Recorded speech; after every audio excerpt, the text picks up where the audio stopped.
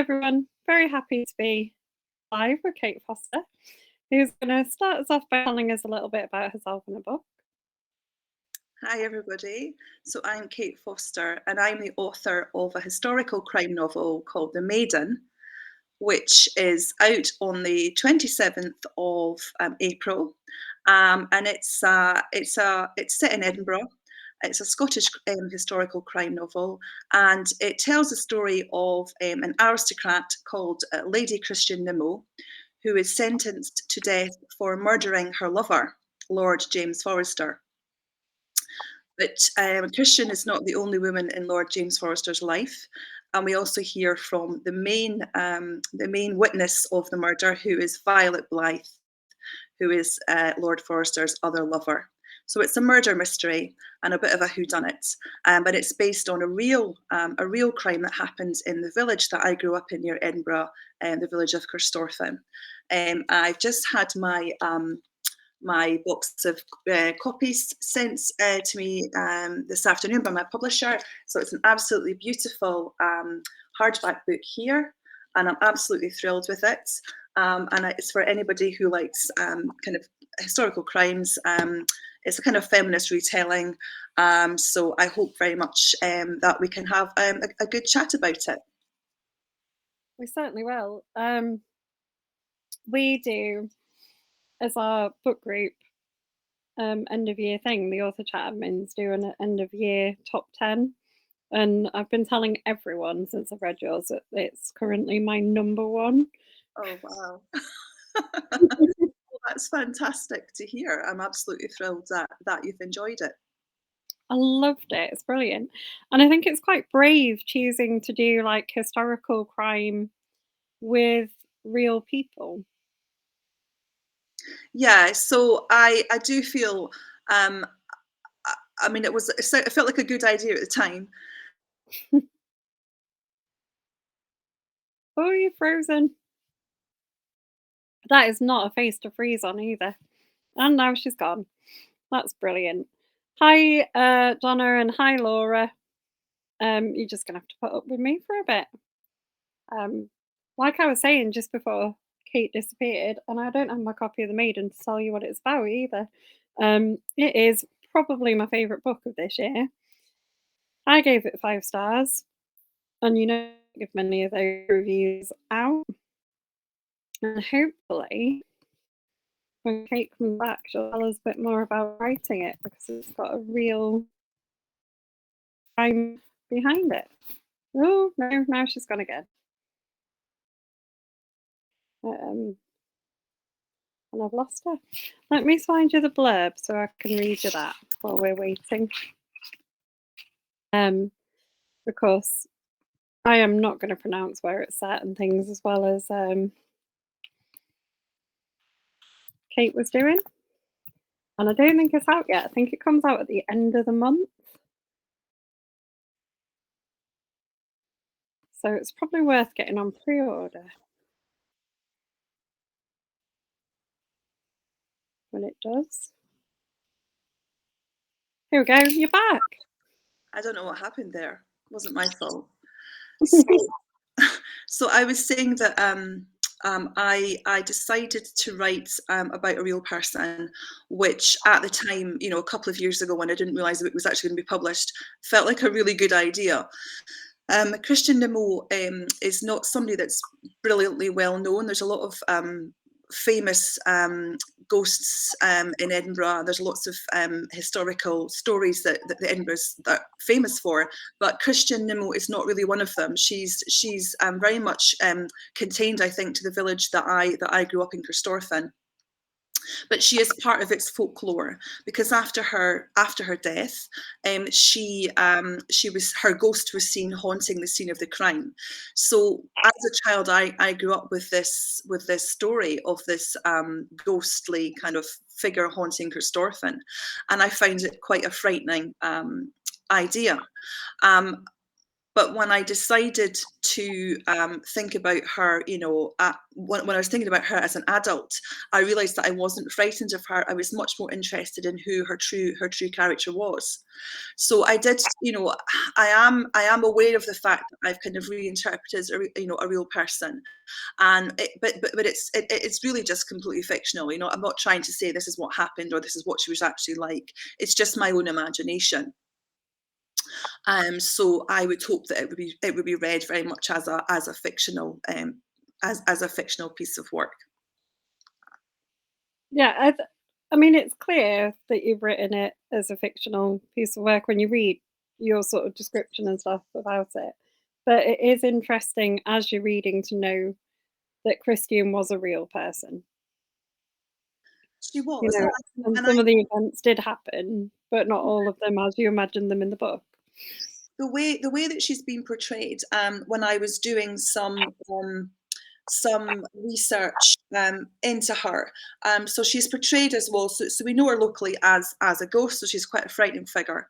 When I was looking at some of the accounts of the court case, she was portrayed in a really difficult way. So she was called a whore. She was a murderess.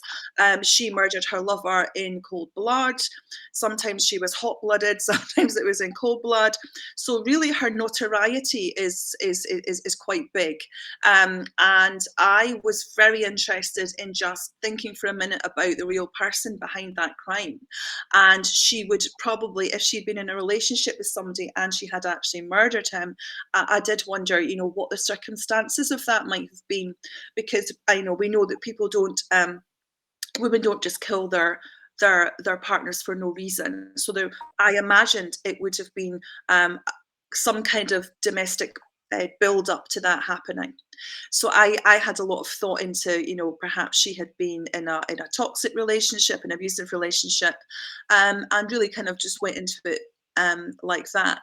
I also made her a bit younger in my book than she was. She was about 30 or so at the time of the crime, but I made her a lot younger just because I wanted to kind of really enhance that whole idea of, kind of her kind of vulnerability, I suppose. So she's about 17, 18 at the time that we meet her in the story. We've managed about 8 minutes and we've sold one person on the book already. Thank you. So Donna was trying while you were gone, I was saying about how much I liked the book, and Donna was saying her TBR is already crazy. But then you came back and told us more and now she's sold, which, I mean, Donna. I mean, the things that are set around that time, Laura, I mean, I don't know if you've read things like Burial Rites, which is by Hannah Kent.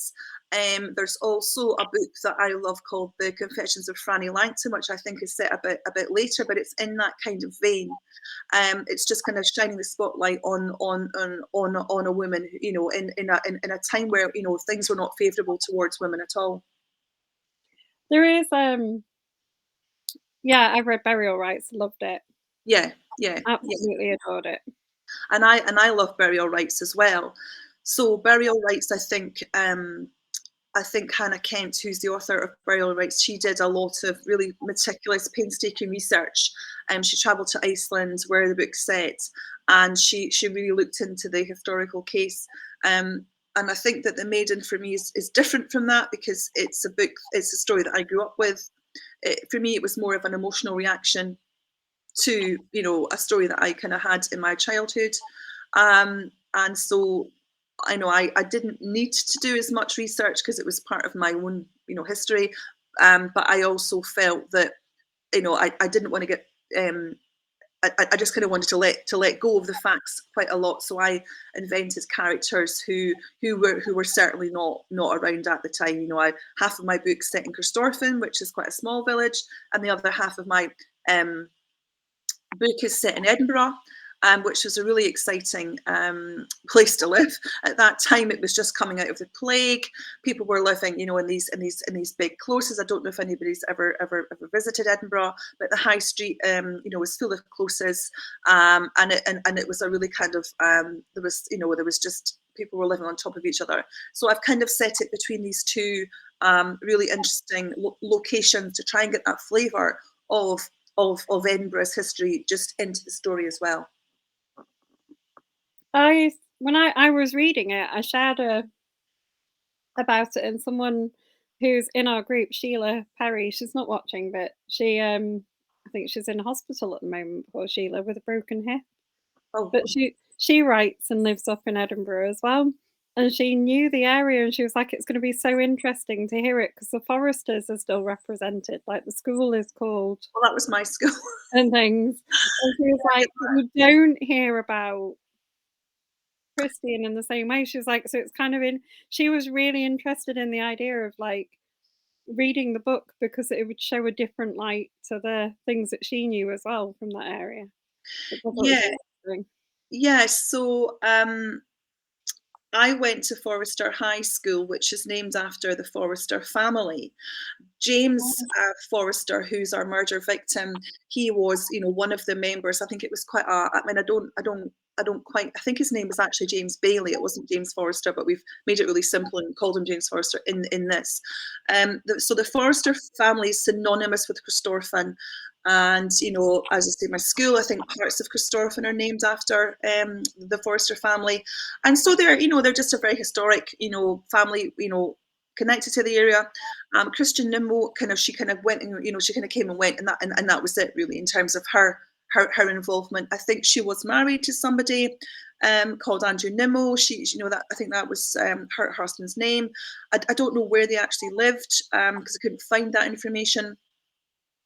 But so I don't know. I think they must have been quite local to Christorfan, otherwise she wouldn't have been able to get there. To be able to have her relationship with James. So she was definitely kind of pushed down, in terms of, because of her, because she, committed this crime. She was almost like kind of they got rid of her, and the Forrester name kind of has obviously gone on, but James Forrester was, he was quite a complex character. I think he had a number of women on the go at the same time, or one after the other around the time that he was with Christian. I think at least one or two wives as well, and I think he was going to marry Christian. I think that was the plan, and then obviously, well, that didn't happen. It's because he killed him. So, so very, just a hugely, just a hugely kind of important person in the village. He was on the Kirk session. And I just think it's really interesting to look at these people now who at the time would have been so important, such a big guy in a small village, and just to kind of cast a kind of modern eye over that and say, well, the behaviours that were kind of accepted then, we don't kind of look so kindly on that now. And it's just, and I think I had a little bit of fun with that, I have to say, of just looking at him and sort of his roguish ways, and just kind of looking at that in a more modern light. I think that's one of the things that draws you to historical fiction, though, especially there's a series I really love that's got Robert Hooke in, who's also obviously a very real character. And I really like the fact that you can go back and sort of imagine what this person was like, and you can know some of the facts about them, but you're never going to know for sure anything that happened that far in the past. No, You just know some facts, don't you? So it's always like a bit of a your imagination, and I think that's what draws a lot of people to historical fiction.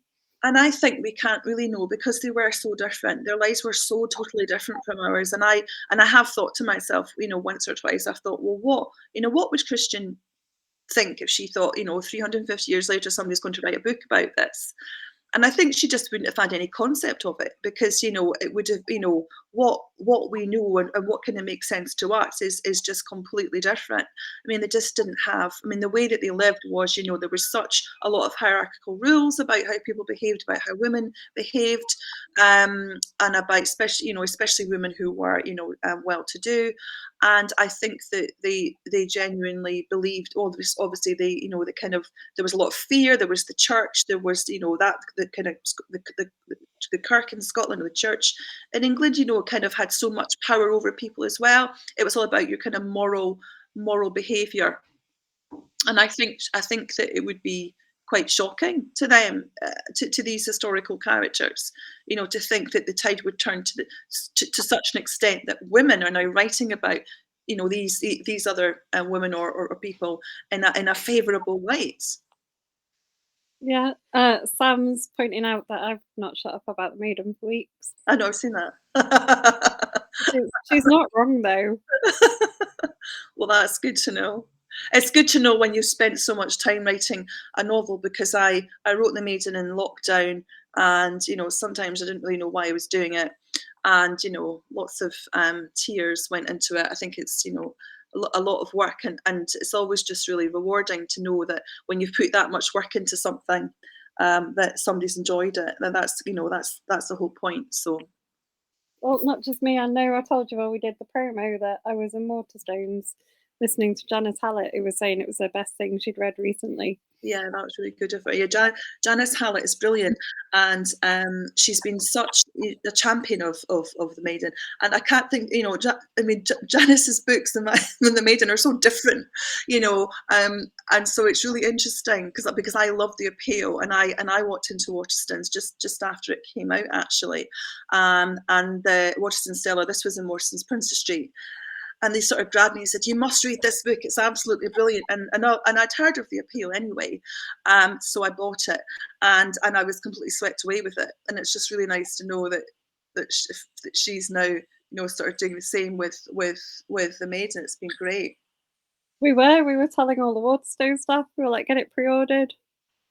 Well, there's a Waterstone special edition, which so it's the same as this one, but it has beautiful sprayed edges. So and the sprayed edges kind of match the design here. And I've signed 2,000 copies of those, so they're on pre-order, available on pre-order at Waterstones just now. And they're really like you know, like if you like to have beautiful books on your bookshelf, and I can't wait to see them because I'm getting some delivered, I think, just at the end of the week. So I'm really excited to see what they look like. Are you have you got a signing tour or some like Yeah, launch events planned? Because we're pre it coming out, aren't we? But yeah. Yeah, it does. It's out on the 27th. So I've got a few things planned. So I'm going to be going around, I think, a few bookshops on the day, and then I've got about 4 or 5 bookshop events planned for that fortnight. And then there's 2 or 3 other things happening just kind of afterwards. So there's lots of stuff. There's Edinburgh. I'm doing a couple of bookshops in Edinburgh. I'm doing Rare Birds, and I'm doing Blackwell's. It's going to be Blackwell's Book of the Month for May. So there'll be a promotion in Blackwell's in Edinburgh for that. And it's going to be, I'm going up to Aberdeen, Waterstones in Aberdeen, and I'm going to be in Broughty Ferry, and I'm going to be in West Linton as well. So those are the dates that I've got um, so far. are you going to any of the crime festivals or like the book festivals like Edinburgh or Harrogate or anywhere like that? Yeah, I'm planning to do as many of them as I can actually. I was looking at, I'd like to do Bloody Scotland. I'd like to go to that, and I'd like to go to the Harrogate Festival as well, and the Edinburgh Book Festival. So yeah, definitely, because it's just really nice to get back out and about and do things. Yeah, Bloody Scotland looks amazing. Have you been to it? I have not, but every year we interview the shortlist for the McIlvenney and the debut prize Oh wow, yeah. in the group as well. So we sort of always link up with them a bit every year, and it always looks really good. I've never been because so the Maiden won Bloody Scotland's Pitch Perfect prize in 2020. So that's the part of the festival where new writers are invited to kind of pitch the idea. So I did that in 2020, and it was actually just virtual like this because we were in lockdown still, and it was September of that year. So we did a pitch just like this, and I didn't obviously go to the event, but I would like to be able to go back and just be, you know, and actually just enjoy the event. Yeah, I would like to go up and enjoy the event, and they always clash with when I'm at work, to be fair. Yeah, well, I It's know. always, like, mid-weekday, aren't they? You know? Yeah.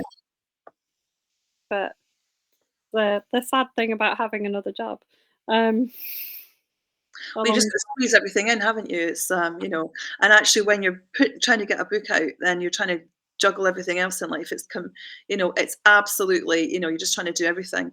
And I would, yeah, and I would like to go up to, um, yeah, Harrogate. Donna, you're saying about Harrogate. See, I've not been there either. And I was looking at that for this year and trying to squeeze that in with my summer holidays. Um, and I've seen pictures of the torchlit procession, but to be part of that, I think would be really amazing. Yeah, that would be the awesome bit. Harrogate is great. It's just a really good networking Yeah, opportunity yeah, because so yeah. many, like, crime authors go. I know. That's the one I was looking at. Um, just looking at the prices. You can go, so you can go and not have, like, the weekend pass. You Yeah, can go and just buy, like, a panel pass or a day pass and just go and mingle. yeah. I guess you can. Yeah, Like, it's fine. That's normally what I do. yeah. I think that would be the way I would probably do it. I don't know. I've not kind of planned that far. I feel like everything just. I feel like it's because this book launch is happening at the end of the month. I feel like everything's like focuses on that, and once I've done that, I then know who I am and what I'm doing again because it takes up a huge chunk of your life. It must be quite nervous as well in the run up to it coming out. Like, you'll Yeah, have done all the other bits, but now that the launch is coming up, it must be a bit of a nervous time. I have. Yeah, I mean, I go through different emotions, and I think that sometimes I think, oh, it's really exciting, and sometimes I get really really worried and really anxious about it, and I do have anxiety, and then sometimes I just don't feel anything. It's like I have no emotion, and I think, oh, I should be feeling something, like for example, when you see the cover or or when you get a good review, Mm. I think, oh, I should feel something, and sometimes you don't because you're just trying to process all of these different things. Um, because it's weird to go from nothing to just suddenly a book and people are talking about it. I would say the one thing that I don't mind now, because so many people have read it now. I'm not nervous about other people reading it because I think you get nervous the first few times, the first few people, and you think, oh, what are they going to make of it? And then you just really get used to people reading it and having their own thoughts about it. So that is fine with me. Um, yeah, I'm not worried about what people make of it. It has a lot of very good reviews, though. It has. I know. Like, not just me, I went and looked after I'd read Yeah. it, not before, because I never read any reviews before I read a book. All right. Okay. Yeah, that's a good idea. Afterwards, I went and looked, and I was like, "This has got so many good reviews." Yeah, I know it has, and it's really interesting because they say not to read your reviews, but I have read all of them, and I find it really interesting the way that people read books differently and the things people. So some people really like characters, and some people really like settings, and some people just really like the plot. And it's amazing how we all read the same book and we get a completely different feeling from it. And I think that's and I take a lot of the learning from it, because I'm writing my second book now, and I really look at the things, for example, people say, I love setting. People have said that, so I've thought, right, okay, my next book should have a really good setting. Could that people enjoy that? Um, so yeah. So I haven't had a terrible review so far, I think. But let's face it, it's not out yet, is it? I mean, I don't think you can avoid them because I Oh think no, some I'm I fine. think everyone gets them, don't they? But I Yeah, think it's really positive that before it's come out, there are so many, like, yeah. positive comments about Yeah, it. yeah, and people give up their time, and because I've done some reviews for other authors, and you do have to, to be motivated enough to sit and write a review. I think is great. I, I think the characters in it are brilliant. Yeah, They're Christian, like Violet, and yeah, Violet is just I mean, she's a star of her own making, isn't she, in it? Violet's so funny because because when I was writing Christian, it took me it took me so many edits to get Christian. I really struggled with her. And I think even just about the final edit, I finally thought, I know who you are now. She was this really difficult character because she kills her, her lover, and yet we're supposed to feel sorry for her. So that's a really complex, right, complex task. So I'm trying to kind of like, how can I do it? How can I do it? And it was so difficult. But when I started thinking about Violet, she just literally like appeared. And I just sort of thought, oh, here you are, and she was just this kind of massive kind of character, who was just, I didn't even know when I was started to write her what her role was going to be, or are you a goodie, are you a baddie, like who are you? But she just kind of came roaring out off the page at me, and almost I was so looked forward to every time I was to do a Violet chapter.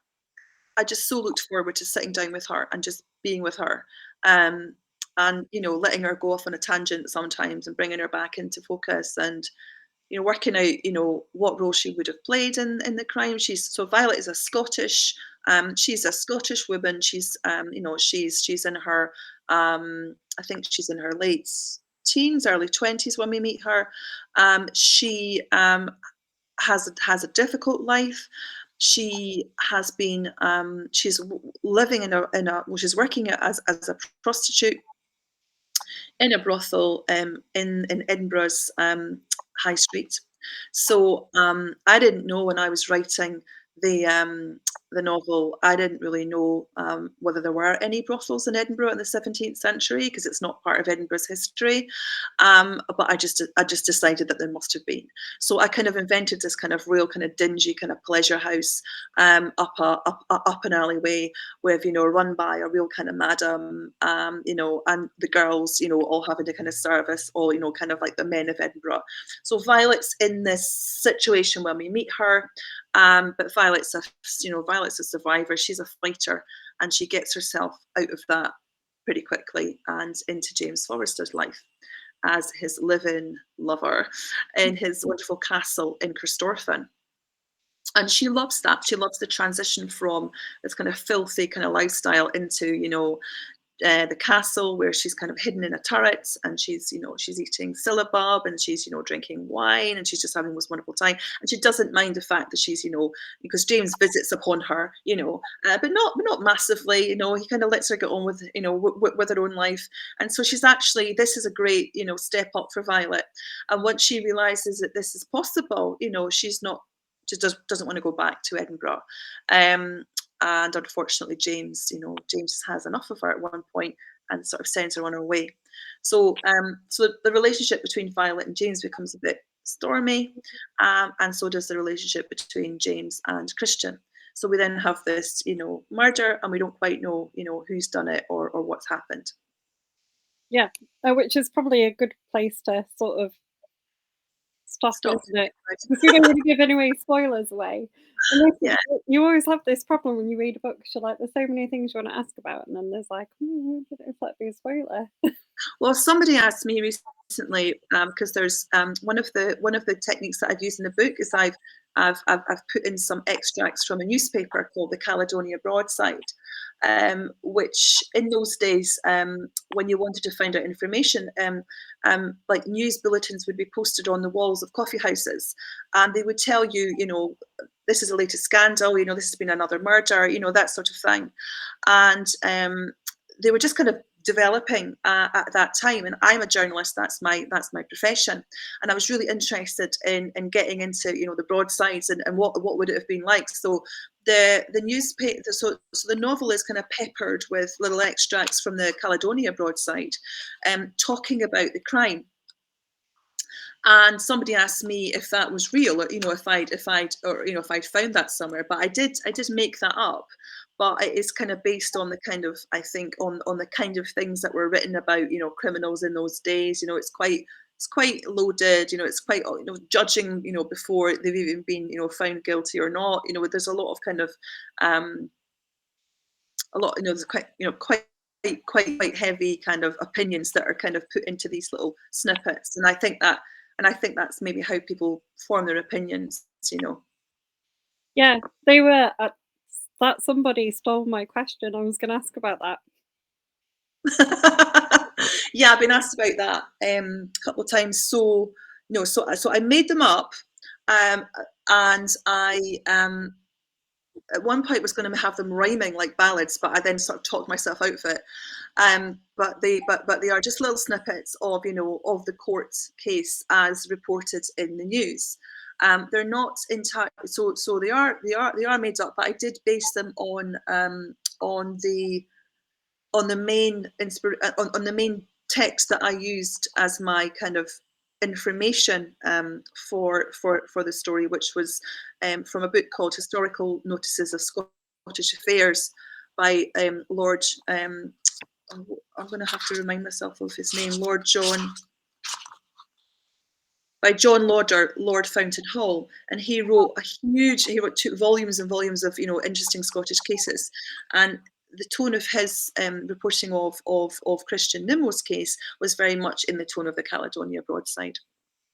Yeah, I was reading bits of that aloud to my husband as I was reading it. I was going like, "This is brilliant!" Like, Did you find the original text of the one that the Lord Fountain Hall text? I've looked at that, but then Yeah, the bits of the Caledonian Broadside as well. I think there's a bit that you put in, and it was like something like the judge said that he was gonna not be swayed by like, yeah, he was gonna be impartial to the yeah. horrible, like, disgusting case or something. It's like I can't remember how you worded And it, you but just it's know absolutely genius, and you were that going, "You're not you're impartial, are you?" absolutely swayed by it because it's all over the walls of the coffee house that he probably has his coffee in.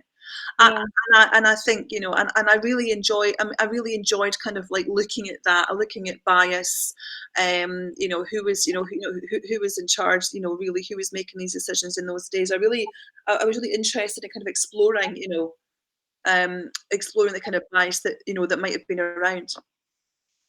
And how people are treated both as witnesses and as a person sort of on trial as well is quite interesting, I think, because we think about it as we would have in a modern time, but they were very dramatically different. Well, we've got a lot of rules, so reporting on, live, proceedings is obviously very regulated um, now, and you've got to be careful, how you do it and what you say, and there's obviously restrictions there. But I mean, they've been brought in for a reason. I don't think. I mean, I have in the Maiden. Obviously, effectively I have a court reporter who's in there doing this, and I don't know quite how. I don't think they quite had that in those days, but they certainly. I think there was probably just a lot of men in a room with one woman. I think that's how this kind of played out, and I find that quite interesting as well. Yeah, definitely. And I always love books where you've put things in like that that you couldn't get tricked by and think that they're real and then they're not. I think by the end of the book, I think you realise that Caledonia Broadside is sort of just one quite angry man. Just one angry man on his own doing all the reporting. Yeah. Laura said sometimes bad reviews are hilarious. They are sometimes there are writers that share like their best one-star reviews and some of them are brilliant. Well, I did a creative writing course, and we were all really sort of nervous to hand over our very precious, writing to our tutor, who was Lisa O'Donnell, who's the author of a fantastic book called Death of Bees, which I would recommend everybody to read. It's a more contemporary novel. And before we even started, she just shared, her one-star reviews with us to make us feel, not so embarrassed about what we were about to, what we were about to do. And so I think every author is, every author is, and I think, I think authors, I don't think you'd mind a one-star review if, if they could kind of explain it. Um, but well, I've not had one. I'm absolutely going to get one at some point. So I don't really, I'm speaking without any kind of experience here. But I sort of think if you're going to give a one-star review, then why would you bother?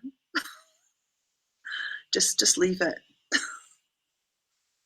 Yeah, I've got to admit I wouldn't do it. If I really didn't like a book that much, I would not either not finish it or not. Yeah. If it was something really bad, I'd like message the person privately. I also think sometimes you can just not be in the mood for a book, and it's not the book's fault. So I read a lot, and sometimes I'll just put it down, and it's just because it's not. I'm busy, I'm busy, or there's something else happens, and or another book comes along, and so I think sometimes I don't really know. I can be quite fickle with books, um, and if I don't want to finish a book, then I won't. And it's not really it's not because of problematic reasons with with the book. While we're on that, what have you read recently that you've enjoyed? Oh my goodness, I've read The Housekeepers by Alex Hay, which is out. It's out, I think, because he's done a tour of bookshops. So that is a heist novel set in, I think, the turn of the century. But have you heard of it? Oh, it's about a group of housekeepers who um, who plan a heist against their own master of the house, sort of thing. And it's just, and it's. I mean, when I saw the premise of that, I thought, oh well, that was very clever, wasn't it? So yeah, it's like I think it's described as Ocean's 12 meets. Oh, I can't remember. So, something. Oh, Ocean's 12 meets Downton Abbey. So it's just this brilliant sort of, really well written book that I recommend that. I've got in my book pile just now.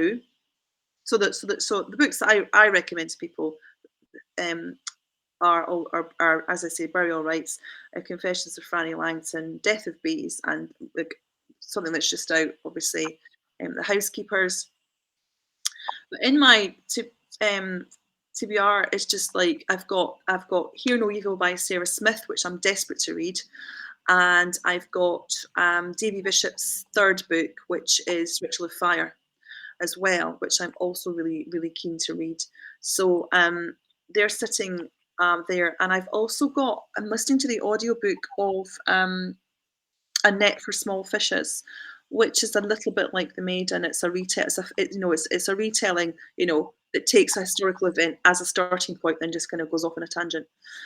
So that's another one that I'm really enjoying that one. You should probably try Robert Lloyd's Poison Machine. The Yes, Poison Machine might be the second one actually. yes, It's a Bloodless Boy is the first one. They've got Robert Hooke and Harry Hunt in yeah, because they're very like historical retellings with real characters and real events as well, which are really good. yeah. And Bit I different to the things like The Maiden or Burial Rites, but really good. Yeah. Laura, the housekeepers, honestly, it's just the minute that you open it, you think, oh, this is going to be brilliant. It's one of those ones. I'm adding it to my like must get list as well. Yeah. That's gonna be a And good actually, recommendation. Alex will probably come on this as well because I'm absolutely sure that it's out already because I did see him on Twitter talking about he was going around every bookshop in the UK as we all have we all have to do on this kind of exhausting tour, but it is honestly. But it's good if you get to I know it must be exhausting going to Sam loves heist novels, she'll be adding it to her list. Yeah, historical heist is brilliant, just brilliant. We had a heist panel at one of our festivals, Oh, fantastic. just of people who'd written like heist novels. It was really good. Are there other historical heists apart from the housekeepers then? Because I I kind of don't know, it wasn't a historical one. We just did we just did it as heist novels because we sort of have online book festivals every year. We have one in August, one in October that is my favourite that we call Spookfest because it's on the weekend of Halloween. And then we have one at Christmas that we call Winterfest. And we normally have one a bit earlier in the year. We had a cozy crime one this year, oh yeah, beginning of the year. And we had Janice Hallett on and yeah, people like that. And it was really nice. And then we just come up with themed panels and stuff and have them. I know this year's Spookfest is going to be great, and so is the winter one. But we I haven't approached all the people yet, so we're not telling anyone what the panels are. No, that'd be great. Samantha, yeah, I think, 'cause I think of heists as sort of like modern, but this was just as kind of really inspired, and I'm really interested to see what he does next, whether he does another heist or where he takes it after that. But yeah, it was really good. It's really just you're completely in the zone of that the minute that you kind of sit down with it. Yeah, it's definitely going on my list, for sure. So what can you tell us about what you're working on now? I'm working on on another historical. Um, Set in Scotland. It's a bit earlier than the Maiden actually, and I'm thinking to myself, I'm never going to write earlier than the 16th century because it just becomes really difficult because people don't have tea and coffee and basic pockets in their dresses, and so you kind of like you run out of things for your characters to do. But my book that I'm working on just now, I don't think I can talk about the title because I don't even know what we're revealing and what we're not. But it's set around the Scottish witch trials. Oh, very good. And I'm having it's really interesting to go back to that time. So it's about I think we're 1590. Yeah, we're 1590, and it's at the kind of start of witch panic in Britain. So that's been a fascinating area for me to have a look at. And the story that I'm telling, I think, is a really important story to tell. So I've gone very fixedly on this is the story that I want to tell, just a little bit like Christian Nimmo's story.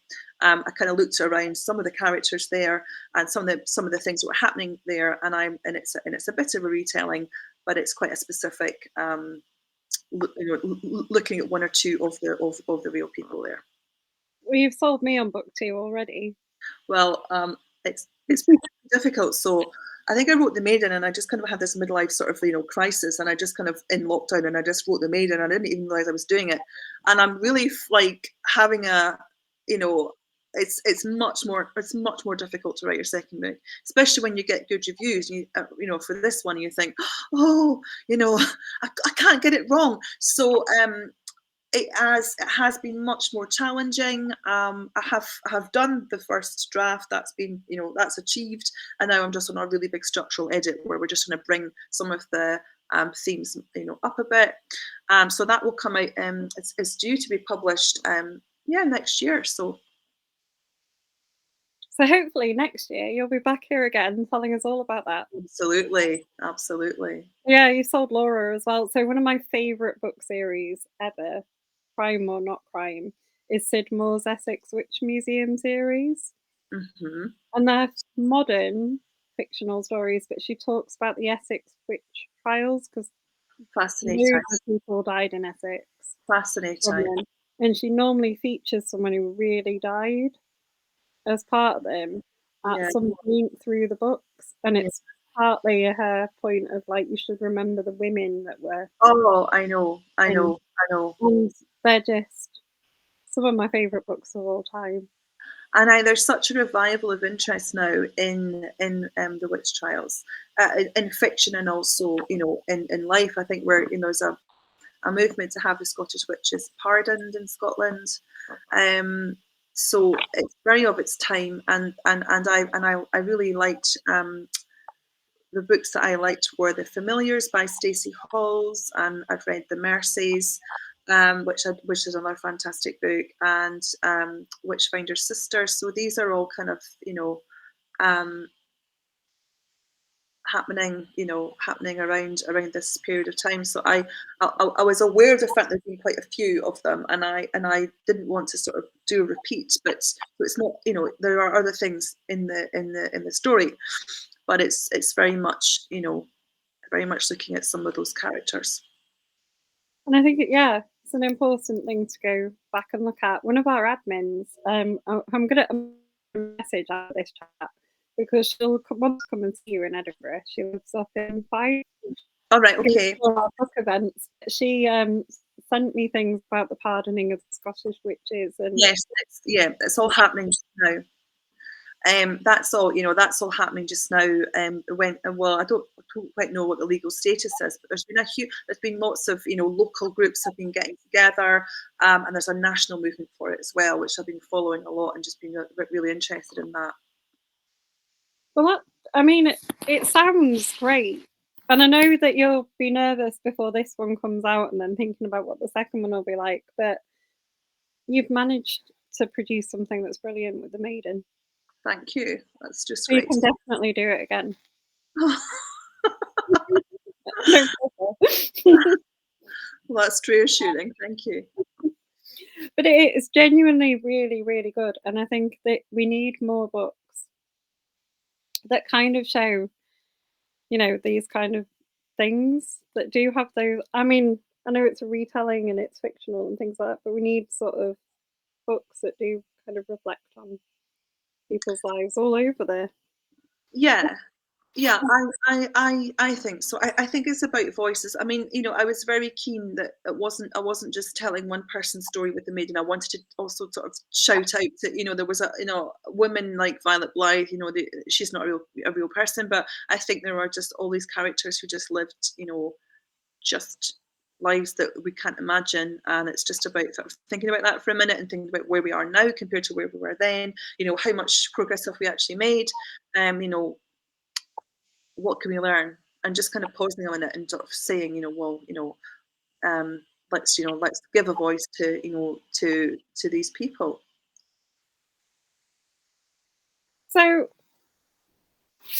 we've talked about you going out and things. Is this your first author interview, or have you done some others before us? I think this is my first live interview with a video camera. Don't know why I said it like that. I've done so. Yeah, I think this is the first time I've recorded a couple of podcasts, and this is my first live interview, and I've got my first on the stage interview type thing in a couple of weeks' time. So I'm just getting used to it. You cannot tell. You, you're doing a really good job of explaining the book, and I had to do a Q&A actually for it. So we've got an amazing audiobook. I don't know if some people like audiobooks. we do. A lot of people love them. Yeah, I'm not sure where I am on audiobooks, but we've got so the audiobook is narrated by two fantastic actresses. They're both Scottish, and we've got a Scottish actor as well who reads out the Caledonia broadsides. They've gone for like a 3-part audiobook, and I went down to do a recording. We did a Q&A for that, so that's like an author Q&A at the end of the audiobook as well.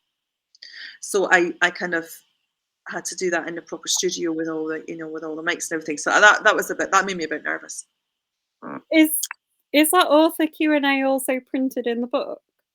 No, it's just a special audio audio I don't really know if it's the bonus material, but it's an extra piece of, it's an interview with the actress who reads Christian and me. So we're chatting, but she's asking me questions. So, she had a few questions that she had, and then we kind of have a conversation around some of the things where I talk a bit more about just a bit more about the characters and who I like, and things like that. Because I feel like this is a book that would lend itself well to book clubs, who properly read a book once a month. I know we're talking in the crime club, but we don't sort of do a monthly book. But those kind of book clubs, and the books that have like the questions at the back, like some book. Yeah. Your book would lend itself really well to that. I can imagine like a group of people getting together, having read it, with lots to discuss. And I think I think a book works well when it gives you time to reflect a little bit, and so makes you think number one when it makes you think about other stories, and number two when it makes you think about kind of what the author was trying to tell you when they were writing it. So I think that because this has got a kind of in the background of my novelist that it was inspired by a true story, but I also try to kind of move on from that and say, well, actually, it's fictional, and this is what I do with it. And I think, I think the fact is a starting point, but I always try and look at things like like the characters and the storyline and why I took it in a certain direction. So Christian's like a famous sort of ghost She's a ghost famous ghost ghost. stories. Yeah, she's Famous a ghost famous ghost. person, yeah, but she And that's her it's her image, isn't it, on the book cover? The white lady. yes. Have you or anyone you know ever seen her? Oh, stop it! Whoa! No, I haven't. But now you're spooking me out because no, but I used to think I was going to see her because I live in Christorphans. That's why I sort of looked out the window there. I used to think I was going to see her, and I never did. And now I'm terrified that I'm terrified I'm going to see her now. She's gonna be knocking on the window going, "I've read Right, the very book." dark. She'll come and give me a 2-star review on NetGalley. No, I don't know. No, I've not. I don't know anybody that's actually seen her. Fair enough. And it's one of those things, isn't it, when people write stuff and it's based on a ghost story, you're like, how much do they believe in ghosts? Or is it just because it's one of those stories that's stuck in your head that you I mean, I suppose I did really, I did when I was younger. And I think if I thought I was going to sort of raise the dead, I wouldn't have done this. But for me, it came from a point of humanity. So it's a point of, she was a real person. I think that she would not, it was about kind of laying her ghost to rest, I think, in a way, by saying, she's not this kind of horrific kind of spectre, really. Is she everybody? She's actually just a normal woman who for whatever reason got herself into a situation. So I kind of don't believe in ghosts, but um, you know, I wouldn't like to see one, that's for sure. no, me neither. Um, Oh, stop, but Lola, stop it! no, Laura. I think the ones that you hear about as a child are the ones that stay with you, aren't they? I'm thinking like where my mum is from, there's this little isolated church on the way to where my nan used to live. Yeah. And there was a story that Anne Boleyn's heart was like buried under the organ there. Oh, Would not go in it when I was a child because of I course thought not. you could hear the heart beating, or you would, and I was like, "I'm not gonna go in," and I wouldn't go in for years because of this story that got told to me when I was really young, and I think it's those stories that stay and are, like, really powerful. Yeah, they are because you're so susceptible at that age. Well, some people are and some people aren't. But you are. I mean, I was obviously had a big imagination, and we did have to write about. I think we did a school project. I actually went to a school reunion on Saturday, so we were talking about this. But we did a school project where we had to, learn about this murder. I don't know why they taught us about this murder on a school project, but anyway, they did. Different days, and I had to write a story about it, and I drew this really grisly picture of Christian stabbing James under this, lots of blood and stuff coming out of it, and this kind of really kind of dramatic dialogue between the two of them, and so that stuck in my mind. But I mean, I suppose other people they just kind of see right through it, and they're not bothered. So And you can still see some of the buildings apparently, can't you? Like is it what's the name for the dove? the Dovecote, Yes, that's one. that is still Forget there. the word. That's still there. That's been preserved, beautifully preserved. I think it's in somebody's garden, which must be quite annoying for the person, but it is beautifully preserved. Um, and Christorphin Castle is no, that's been away for centuries. And the sycamore tree, which was the where the murder happened, um, that stood for a long, long time. That stood for hundreds of years. It was put into the castle grounds just before, I think, before James Forster was even there, and it only came down in the 1990s, I think, in a storm. So it was a huge sycamore tree. So no wonder the legend kind of happened, because you had this great symbolic tree, where he had been murdered, and of course people are going to imagine that they see things. Laura's saying she did a ghost walk in Worcester. Yeah. I have never done one, and I live really close to York, which is really Oh, haunted. there must be loads of ghost tours in York. Oh, you can't shake a stick without hitting a ghost tour in York or a ghost, to be fair. And there's like so many ghost stories, but yeah, I've Yes. never been brave enough to go on one. I went on a ghost walk in Edinburgh, which was underground. It was in the underground vault. So in the olden days, I don't know when, I can't remember when, but people lived underground. They lived in sort of like sort of caverns underground, and they're supposed to be very haunted. And I went there with my best friends and our kids, who are teenagers, and they all went in sort of really bravely, and we all came out really quietly. We were so terrified. It sounds oh, yeah, because 'cause they'll be told really atmospherically, won't they? And, Mm. yeah, I'm not brave enough to go. I full admiration to you for doing it. I wouldn't go back. Um, so you're very at the beginning of your author journey. What's been your most memorable sort of moment so far? Um, I think I think things like seeing the cover, seeing my name on the cover, and seeing how they were going to kind of market it was really amazing. Listening to some of the audiobook, actually, I would say when I heard the audiobook and I heard the Christian and Violet coming to life, I was very emotional about that, because it was kind of somebody was kind of putting their own stamp on it, and that was really really exciting. It must be. Um, you didn't mind listening to the audiobook then? 'Cause some authors really don't like hearing Oh, really? their own work read to them. Well, I don't like reading it, so every time I flip it open, there's always a sex scene, and I think I didn't write that many sex scenes in it. I don't know why. I keep on sort of having like random sort of petticoats flashing. So like that's like I don't like flicking through it.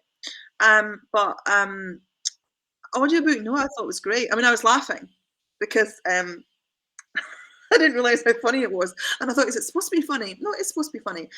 So there were some bits which made me laugh. So that was definitely a like a it was I mean, yeah, it was a nice thing.